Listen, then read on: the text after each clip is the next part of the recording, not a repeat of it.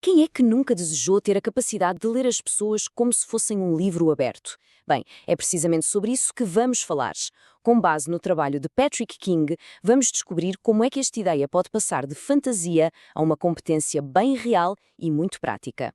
Olhe, vamos começar com uma afirmação que pode parecer um bocado ousada.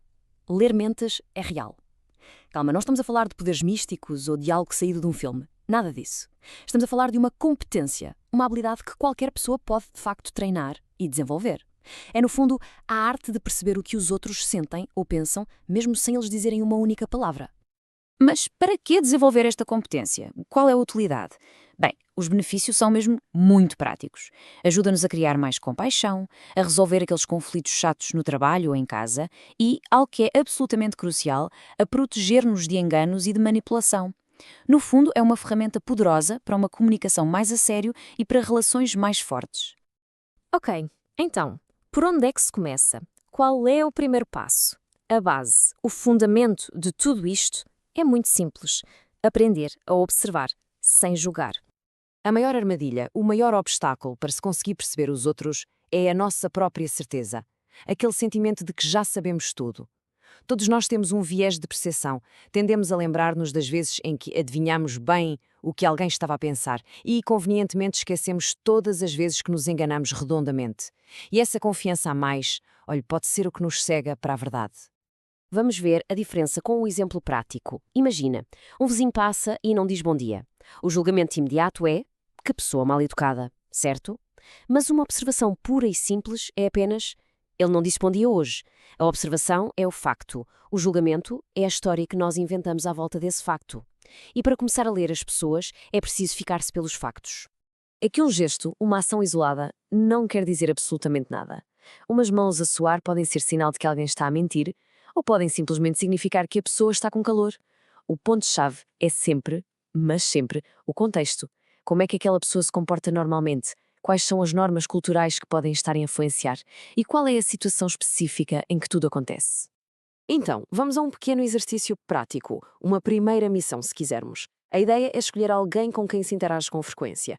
Durante 3 dias, o objetivo é apenas observar, sem julgar, sem analisar, nada, só observar. Como é que essa pessoa costuma cumprimentar? Qual é a sua postura normal? O objetivo é estabelecer o que se chama de comportamento de base. É a partir daqui que qualquer desvio vai de facto ter significado. Muito bem, depois de aprendermos a arte de observar, o passo seguinte é tentar perceber o porquê. O que é que afinal move as pessoas? Pensemos nisto. Um amigo que há um relógio suíço, sempre pontual, de repente começa a chegar atrasado a tudo. Ou aquele colega super extrovertido, que de um dia para o outro fica mais retraído. O que é que se passa? A resposta está quase sempre nas motivações que não se veem, e há algumas teorias da psicologia que nos dão pistas muito, muito boas.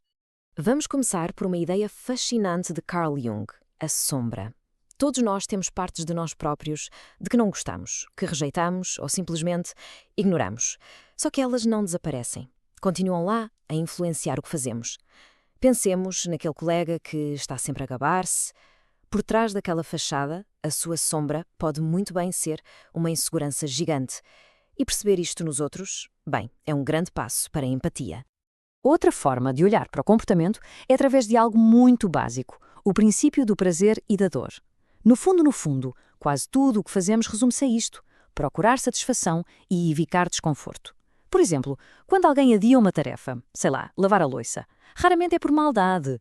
O mais provável é que naquele preciso momento, a dor de ter de fazer aquilo parece muito maior do que a recompensa de ter a louça lavada. Mas não é só prazer e dor. As nossas necessidades são mais complexas. A famosa pirâmide de Maslow mostra-nos isso mesmo, que as nossas ações são guiadas por uma hierarquia de necessidades. Um chefe que faz microgestão de tudo, se calhar não é só por ser controlador, pode estar a agir porque a sua necessidade de segurança não está satisfeita. E aquele colega que está sempre a organizar jantares e eventos, talvez esteja simplesmente a tentar satisfazer a sua necessidade de pertença, de conexão com os outros. Ok, já espreitámos as motivações internas. Agora, vamos virar-nos para fora, para as pistas que o nosso corpo dá, muitas vezes sem nos apercebermos. A maior parte da nossa comunicação não é feita com palavras. Temos as macroexpressões, que são aquelas óbvias que duram uns segundos, como um sorriso genuíno, daqueles que até enruga os olhos. Mas depois há as microexpressões. E estas são flashes de emoção que duram uma fração de segundo. São tão rápidas que quase não se veem, mas revelam exatamente o que está escondido. E essas microexpressões normalmente estão ligadas a 6 emoções que são universais, reconhecidas em qualquer cultura do mundo. O segredo aqui não é transformarmos em detetives peritos nisto. O segredo é notar as inconsistências.